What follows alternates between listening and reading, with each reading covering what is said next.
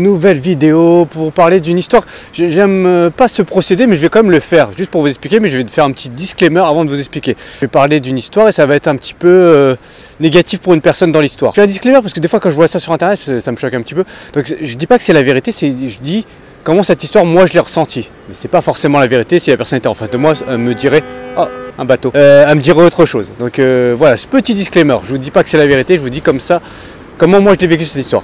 Je vous raconte, il y a longtemps, très longtemps, je jouais dans un théâtre très sympa. Il y avait un régisseur, une régisseuse, peu importe, qui s'occupait de ce théâtre et qui s'occupait de nous recevoir. Et elle était vraiment pas très sympa, d'après ce que j'ai ressenti. Après, les autres comédiens m'ont dit la même chose, elle n'était pas très sympa, elle nous accueillait pas très bien. Pendant qu'on jouait, des fois, à nous lancer le spectacle, on était derrière un rideau, à nous lancer, alors qu'on n'était même pas prêts. Donc c'était vraiment la folie. Et dès que le spectacle finissait, elle disait dehors, tout le monde dehors. C'était pas très sympa. Donc je m'étais plaint à la personne qui m'avait programmé, elle me dit ouais, mais je peux rien faire. Cette personne est embauchée par le théâtre, donc voilà, on pouvait rien faire. Donc j'ai accepté qu'elle me parle mal, qu'elle me parle comme une petite merde. Mais c'est pas grave, des fois il faut accepter. Et le théâtre, il allait être vendu. Mais chaque année, il y avait des rumeurs de vente du théâtre et ça arrivait jamais. Elle était là depuis, cette personne était là depuis 5 ans, 6 ans, 10 ans, je sais pas, peu importe. Donc à chaque fois, elle se comportait mal avec nous. Bon, c'est pas très grave, on continue.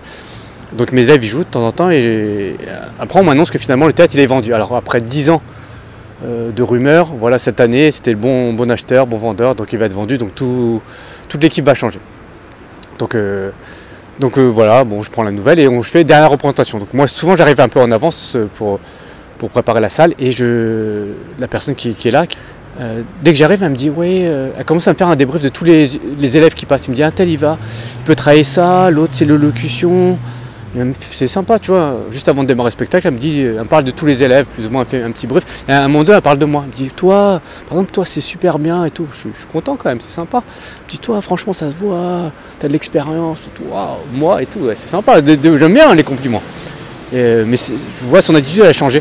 Et après, juste à la fin de ce petit débrief très convivial, elle me dit, oui, tu sais, j'ai fait de la mise en scène, j'ai une licence de théâtre. Si tu veux, je peux être prof dans ton école. Parce qu'elle croyait que j'avais une école. En fait, à l'époque, j'avais pas mon école. Je travaillais avec quelqu'un qui, lui, avait une école. Moi, j'étais juste un petit sous-fifre. Et elle croyait que j'avais sûrement du pouvoir. Et comme le théâtre était vendu, qu'elle allait être virée, tout à coup, comme moi je l'ai vécu. Hein. C'est peut-être pas la vérité. Peut-être elle voulait être sympa ce jour-là. Ça se trouve, elle m'aime bien. On ne sait pas. Hein. Et ben, elle a changé de ton. Bien sûr, moi, je l'ai ressenti. Je me suis dit, ben, peut-être que c'était intéressé, quoi. Ce petit débrief, ces petits compliments, c'était un petit peu intéressé. Tout ça pour vous dire. Ouais, le stand-up ou le théâtre, c'est un milieu plein de réseaux. Donc soyez sympa de A à Z, du début à la fin. Vous ne savez pas ce que vont devenir les gens, vous ne savez pas quelle situation vous allez avoir dans 1 mois, 6 mois. Vous serez bien content de les retrouver après pour vous aider à jouer, quoi. Ce que je dis aussi aux élèves qui jouent, c'est que vous faites passer quasiment la plus grande audition de Paris de stand-up. La plupart de mes élèves actuels, futurs, anciens, ce que vous voulez, ils gèrent des plateaux d'humour. Peut-être ils gèrent jusqu'à 15 plateaux d'humour par semaine. Donc quand vous faites les cours, et ben, potentiellement les futurs personnes qui vont vous faire jouer, ils sont dans cette salle. Ces futurs qui vont vous faire jouer, c'est les élèves qui sont avec vous dans votre cours.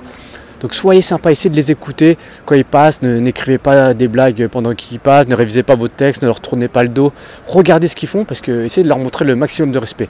C'est pas au moment où ils vont avoir des scènes ouvertes, au moment où ils vont gérer des scènes ouvertes qu'il faudra être sympa. Là, ce sera trop tard. J'espère que vous avez aimé cette vidéo, vous allez mettre un petit pouce sur la vidéo, vous abonner à ma chaîne YouTube. Dernier petit disclaimer, j'ai peur que les gens le prennent mal.